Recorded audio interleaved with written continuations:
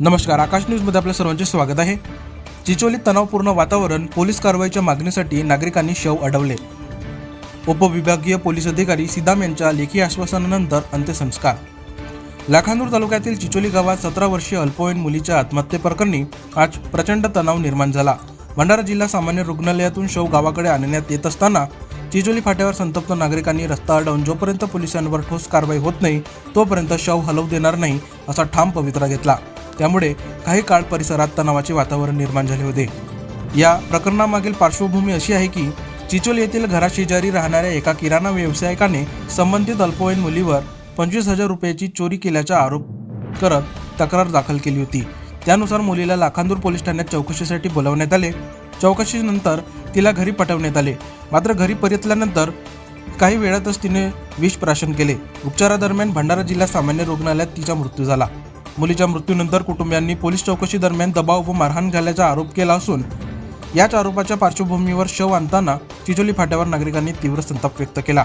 दोषींवर कारवाई झाल्याशिवाय अंत्यसंस्कार होणार नाहीत अशी ठाम भूमिका नागरिकांनी घेतली होती। परिस्थिती हाताबाहेर जाऊ नये यासाठी प्रशासनाने तातडीने हस्तक्षेप केला। उपविभागीय पोलीस अधिकारी सिदाम हे घटनास्थळी दाखल झाले। त्यांनी नागरिकांशी संवाद साधत मध्यस्थी केली व या प्रकरणाचा निष्पक्ष तपास केला जाईल, तसेच तपासात जो कोणी दोषी आढळेल त्याच्यावर अटीप्रमाणे कठोर कारवाई करण्यात येईल असे लेखी आश्वासन दिले। उपविभागीय पोलीस अधिकारी सिदाम यांच्या आश्वासनानंतर नागरिक शांत झाले आणि त्यानंतर चिचोली येथे अंत्यसंस्कार करण्यात आले। दरम्यान कोणताही अनुसूचित प्रकार घडू नये यासाठी गावात व परिसरात मोठा पोलीस बंदोबस्त तैनात करण्यात आला होता। अंत्यसंस्काराच्या वेळी नागरिकांची मोठी गर्दी उसळली होती। या संपूर्ण प्रकरणावर प्रतिक्रिया देताना लाखांदूर पोलीस ठाण्याचे पोलीस निरीक्षक सचिन पवार यांनी सर्व आरोप फेटाळून लावत चौकशी पूर्णपणे कायदेशीर पद्धतीने झाल्याचे सांगितले। कोणतेही मारहाण किंवा दबाव टाकण्यात आलेला नसून उलट मुलीचे नातेवाईक रागवत असताना त्यांना समजवण्याचा प्रयत्न पोलिसांनी केल्याचा दावा त्यांनी केला आहे। सध्या या संवेदनशील प्रकरणाचा पुढील तपास सुरू असून तपासाअंती सत्य येईल अशी माहिती पोलीस प्रशासनाकडून देण्यात आली आहे।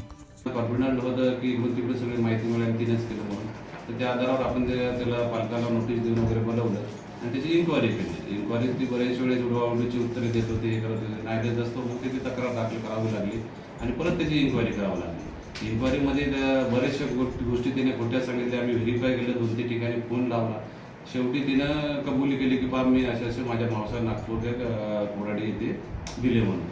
ते कोराडीशी संपर्क साधला त्याच्या समक्ष वगैरे तर तिनं त्या मावसाने सुद्धा सांगितलं की बरोबर आहे, ती आली होती, त्यांनी 25,000 त्या दिवशीच्या ज्या दिवशी ती आमच्याकडे 2 तारखेला आली होती त्या दिवशी त्याने कबूल केलं आणि उद्या हातभाव होळी वगैरे आहे तर मी सकाळी येतो, गाडी भेटत नाही उद्या देऊन देतो। या गोष्टी सगळ्या नोंदी घेतलेल्या आहेत।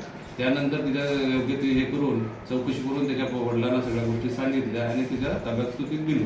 त्याचे फोटोग्राफ्स वगैरे आम्ही काढलेले आहेत की बा जेणेकरून महिला अंमलदार समोरचे चौकशी अधिकारी आहे आमचे API गंजरेने सगळी चौकशी केलेली आहे आणि त्याला सुखरूपरित्या त्याला तिच्याकडे दिलेलं आहे। कोणत्याही प्रकारे आम्ही त्याला मारहाण नाही किंवा काही नाही, आम्हाला त्या गोष्टी कळतात आणि चौकशी अनुषंगाने चौकशीत निष्पन्न झाल्यामुळे दुसऱ्या दिवशी आम्ही त्याच्याकडे मोसाकडून 25,000 पंचायत समक्ष जप्त केले।